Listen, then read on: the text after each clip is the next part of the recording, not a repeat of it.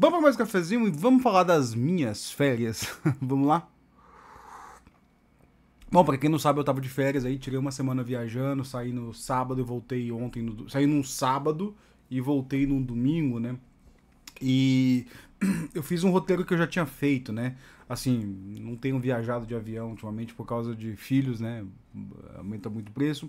Mas refiz um roteiro que eu tinha feito em 2021, que era o Minas Histórica, né? E Minas Histórica é um roteiro de viagem, assim, que você acaba passeando por muitos lugares, mas você acaba tocando com um tema que é muito caro nos meus cafezinhos, que é o tema colônia, né? E aí eu quero falar um pouco sobre colônia, colonialismo digital, não sei, né? Vamos dar uma passeada por esse tema aí, né? Primeiro, assim, tipo, a gente tem uma ideia muito ruim, assim, não ruim, ruim em relação ao tema, né? Assim, uma ideia muito frágil do que é colônia, né? Eu já falei em vários cafezinhos aqui que a gente tem uma ideia do que colônia como algo bom, né? Por exemplo, a gente fala assim, o café é colonial, como assim, é o tempo que as coisas eram boas no Brasil. Que é bizarro, assim, o tempo que tinha fartura, né? Que é um tempo, que é o oposto, na verdade, né? Assim, o café colonial não existia se você não fosse da metrópole, só existia pra metrópole o café colonial, não existia pra você, pra eu, que provavelmente não descendemos de senhores coloniais, né? E aí, colônia, assim, se você tentar fazer colônia, que palavra entre oposição colônia, né? E aí eu até comprei um livro lá em Ouro Preto, né, que é Ser Republicano no Brasil. A História de uma Tradição Esquecida, da Heloísa M. Starling. Eu comecei a ler esse livro, assim, eu sempre vou em livraria, né? Por onde quer que eu sei, que eu vá, né? E eu entrei na livraria, tava lendo esse livro, conversei com uma pessoa lá. É um livro da Companhia das Letras até, né? Que é um livro que fala sobre, tipo, qualquer ideia de república, né?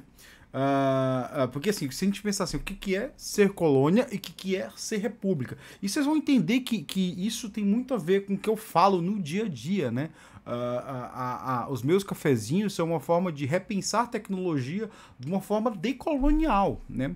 E aí, o que é ser colônia? Qual que é a oposição de ser colônia? E aí a gente tem que pensar, o ser colônia é quando um pedaço de terra, um povo, ele é subjugado para interesses individuais, né? Então a gente pega ali, na época do Brasil colônia, o que era o Brasil? O Brasil não existia, né?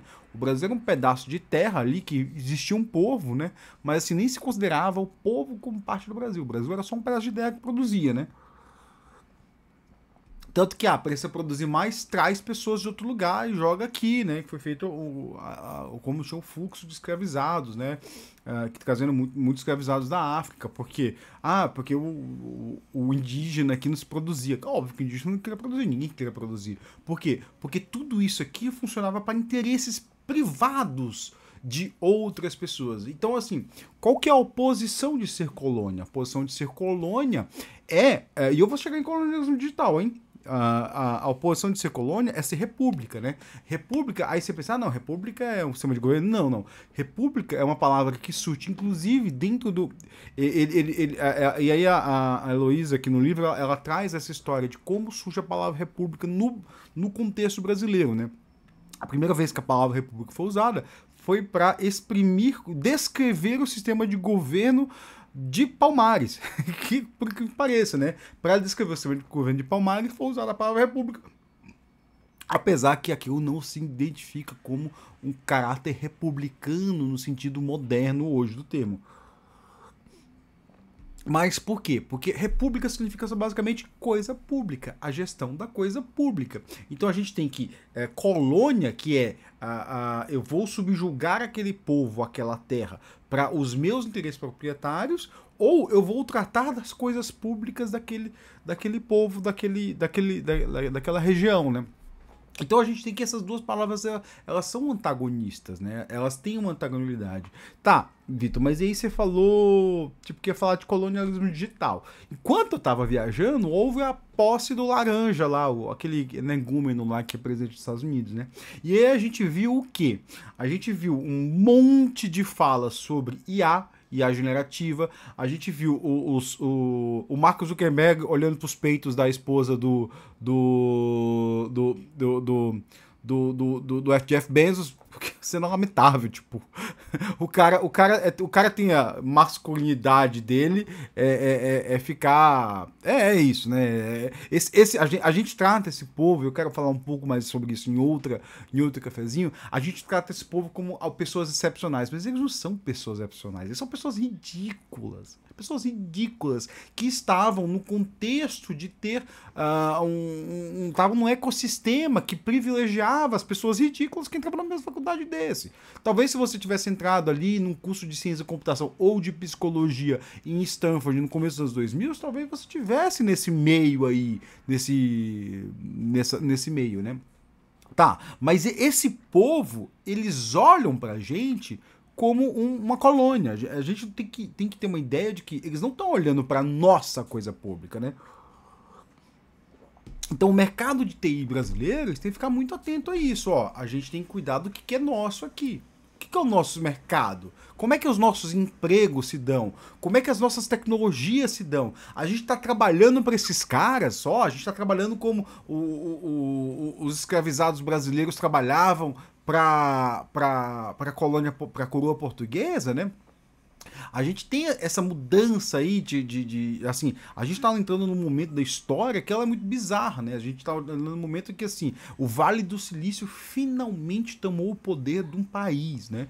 Eles sempre falavam que eles eram apolíticos, que eles eram contra a política, mas aí o que todo mundo que é contra a política quer é tomar a política, né? Então, o que a gente fala que todo mundo que é contra a política, eles querem ter a posição de poder para poder mandar, né? Sem ter que dialogar, né? Isso que é ruim, né? Quando alguém fala que ele é político, o que ele tá fazendo? Ele tá simplesmente dizendo que ele não quer dialogar com os demais, né? Ele não quer entender os demais, né? E aí ele quer passar a visão dele por cima dos outros, o que é uma forma de colonialismo, né? A gente vai viver um momento agora que é uma tentativa de colonialismo digital muito forte. A gente vê isso dentro, quando nas falas que a gente ouviu, né?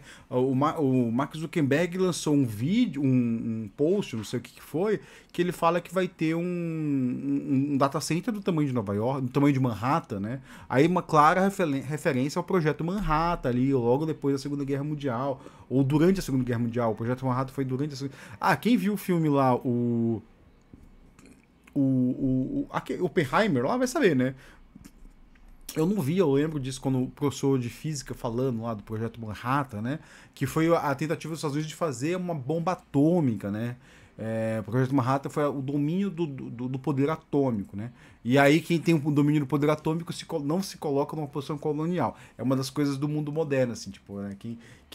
Você pode olhar aí, qualquer país, assim, eu acho uma bobeira gigantesca isso, né? Mas assim, quem falou isso aí no Brasil foi até um fascistinha lá nos anos 90, que tem que ter poder atômico, que aí a gente vai sair da posição de colônia, né?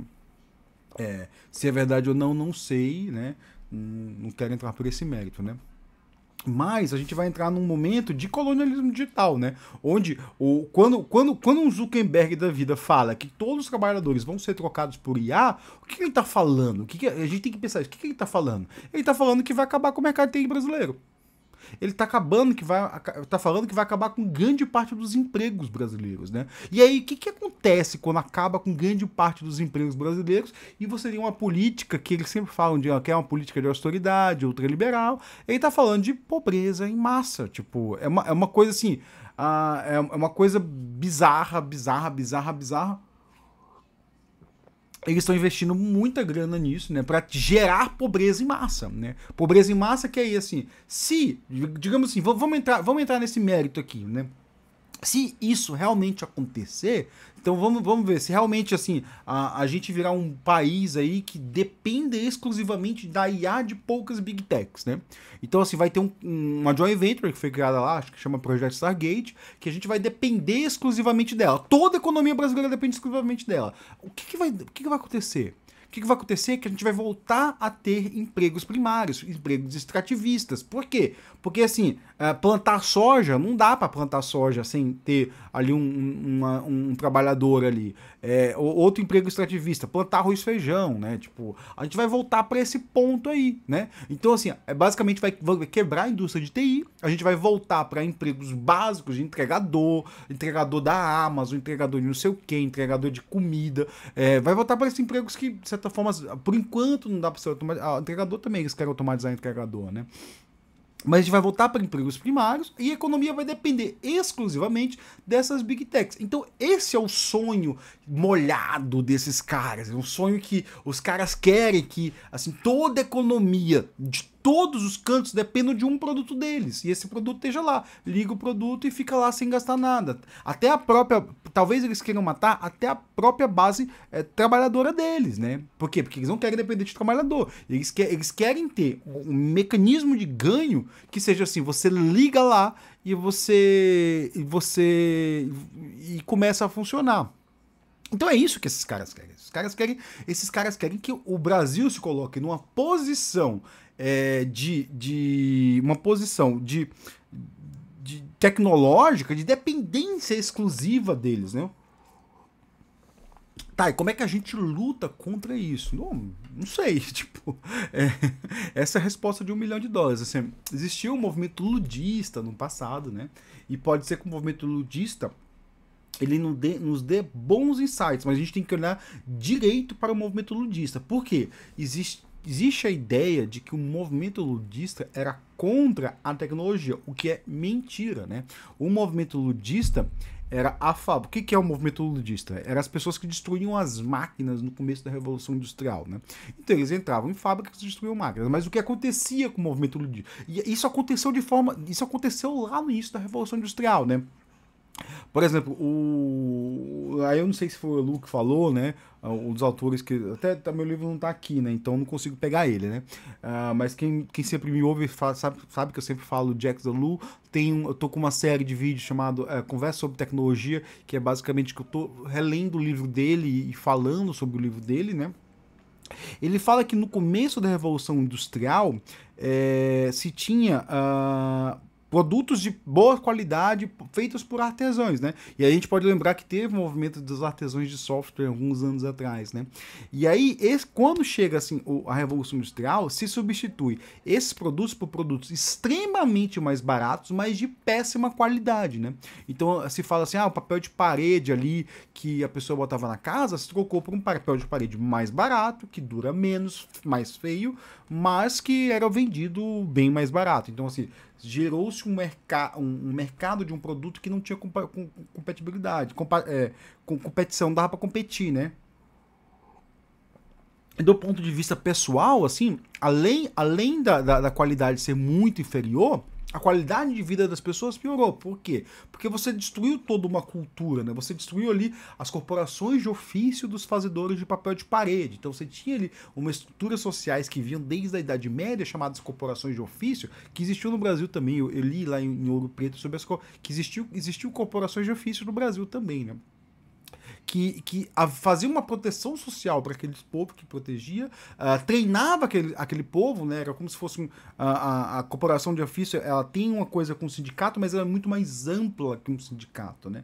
Ela protege, ela treina e ela luta pelos interesses daquele povo que ela representa, né? E quando tem e eu me perdi um pouco aqui. Quando muda esse papel, essas pessoas elas perdem o poder que elas tinham, né? O poder social. Então, assim, quem fazia papel de parede, com papel de parede industrializado, ela perde a qualidade de vida dela. Por quê? Ela perde a fonte de renda dela. Isso aconteceu com todas as áreas da produção, né? A gente tem que pensar, o que foi produzido na primeira Revolução Industrial? Roupas, né? Indústria têxtil, né? Então, a pessoa que fazia o fio, aconteceu a mesma coisa. A gente começou a ter fios de mais baixa qualidade entrando no mercado, que eram feitos por máquinas. Hoje, realmente, eles estão bem melhores, né? Mas se você comparar um produto artesanal, ainda hoje um produto artesanal é melhor do que um produto de maior qualidade. Você pode falar, não, mas existe não sei o que, tem empresas que vendem produtos com maior qualidade. No fundo é artesanal, amigo. No fundo é artesanal. Vai pega uma marca gigantesca aí, que é essas de altíssima qualidade, olha a cadeia produtiva dela. É um produto artesanal do outro lado, entendeu? Não é um produto 100% industrializado, né? É um produto que tem coisas artesanais, tem uma costureira, tem muitas vezes mal paga, né? Então, e aí terminando que vai dar 15 minutos, meu cafezinho já acabou.